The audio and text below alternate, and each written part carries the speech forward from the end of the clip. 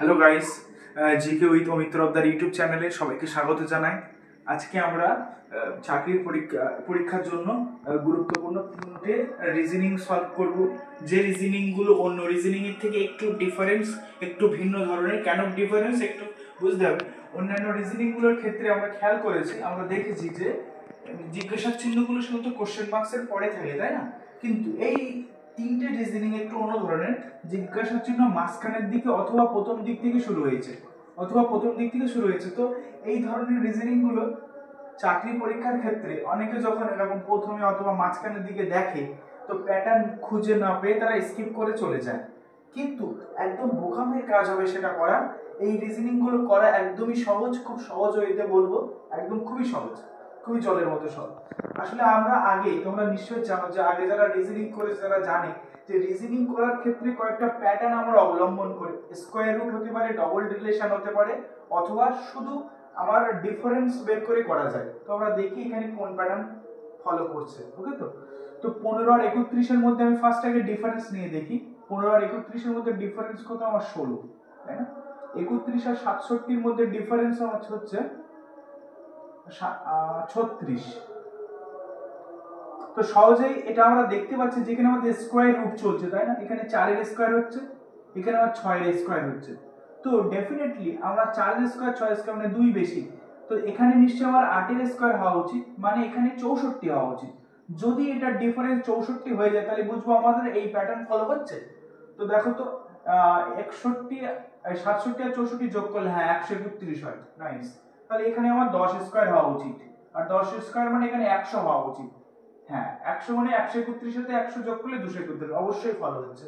তাহলে এখানে নিশ্চয়ই 2 স্কয়ার হওয়া উচিত, মানে 2 4 6 8 10। তো 2 স্কয়ার মানে কত? 4 হওয়া উচিত। তাহলে 4 মানে এখানে এমন একটা সংখ্যা হতে হবে যার থেকে আমি 4 জুড়লে আমি 15 পাবো। মানে এখানে আমার কত অপশন দেখি একটু, 11 13। হ্যাঁ অবশ্যই এইটা হবে আমার, কারণ এখানে 11 হবে। 11, তো 11 এর সাথে আমি 4 যোগ করলে 15 হচ্ছে। তাহলে কিন্তু 11 কিন্তু অ্যানসার। সহজ, খুব সহজ হয়ে এটা করলাম। নেক্সট দেখো,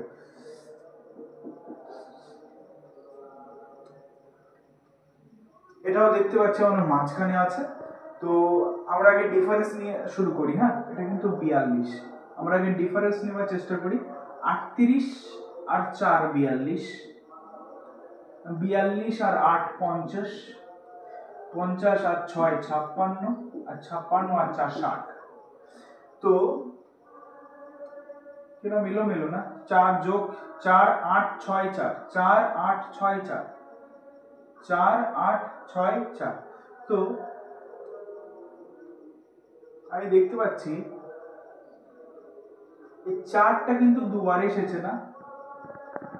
তো এখানে যদি আমার 6 আসে, এখানে যদি আমার 6 হয়, এখানে যদি আমার 8 হয়, তারপরে 6 তারপর 4, 8 6 4, 8 8 6 8 6 4 8 6 4।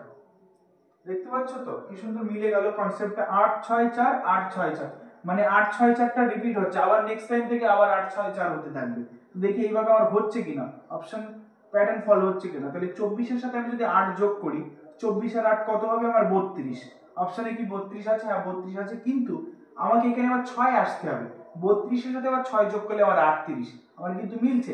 38 এর সাথে 4 যোগ করলে 42, তাহলে ডেফিনেটলি আমার 30 आंसर হবে, সরি 32 आंसर হবে অপশন বি। কিভাবে বুঝলাম আমি? তাহলে 24 আর 8 যোগ করলে আমার 32 হচ্ছে, 32 আর 6 যোগ করলে 38 হচ্ছে, 38 আর 4 যোগ করলে 42 হচ্ছে। এই রকম অঙ্কগুলোর ক্ষেত্রে আমরা কিন্তু শুধুমাত্র রিলেশন পাচ্ছি না, এখানে আমার সিকোয়েন্স অনুভব করে আমরা অঙ্কটা করছি। এই অঙ্কগুলো কিন্তু একটু ট্রিকি হয়, সবাই স্কিপ করে চলে যায়, কিন্তু কনসেন্ট্রেশনলি করলে অঙ্কগুলো খুব সহজ। নেক্সট দেন, নেক্সট হচ্ছে আমি এটাও ডিফারেন্স নিয়ে করা শুরু করি। দেখি 13 আর 26। আচ্ছা 13 26 না, এটা কি ডিফারেন্স নেব না আমি মাল্টিপ্লিকেশন করব? গুণ করলে সহজে হচ্ছে না। 13 দুগুণ 26, মানে এর সাথে 2 গুণ হচ্ছে। আর এর সাথে 2 গুণ করব না, এর সাথে 2 গুণ করে দেখো তো। 29 দুগুণ 58, 29 দুগুণ 58। তাহলে এখানে আমি যদি 5 এর সাথে আমি 2 গুণ করি 10, आंसर হওয়া উচিত। অপশনে কি आंसर আছে? 10। আচ্ছা আরেকটা জিনিস এখানে আমাকে খেয়াল করতে হবে, আমি কিন্তু একটা ছেড়ে একটা নিয়েছি, আর একটা কিন্তু এর সাথে আমি এর রিলেশন খুঁজিনি। আচ্ছা সেটাও যদি আমি করার চেষ্টা করি তাহলে 5 10 হচ্ছে আমার, তাই তো? তাহলে এর সাথে আমার 3 না, এর সাথে আমার 3, দেখো এখানেও আমার 3 আসছে, এখানেও আমার 3 আসছে। তাহলে কিন্তু আমি এইভাবে সহজে অঙ্কটা করতে পারলাম। মানে আমার প্যাটার্ন ফলো হচ্ছে into 2 plus 3 into 2 plus 3 into 2 plus 3। ঠিক আছে? তাহলে এখানে 10 অ্যানসার হলো, এখানে 32 অ্যানসার হলো, এখানে 11 অ্যানসার। এইরকম ধরনের রিজনিং সহজে করার ক্ষেত্রে, জটিল রিজনিং সহজে করার ক্ষেত্রে Amit Tarafdar GK with Amit Tarafdar YouTube চ্যানেলে তোমরা ফলো করতে থাকো, ভালো লাগলে সাবস্ক্রাইব করো।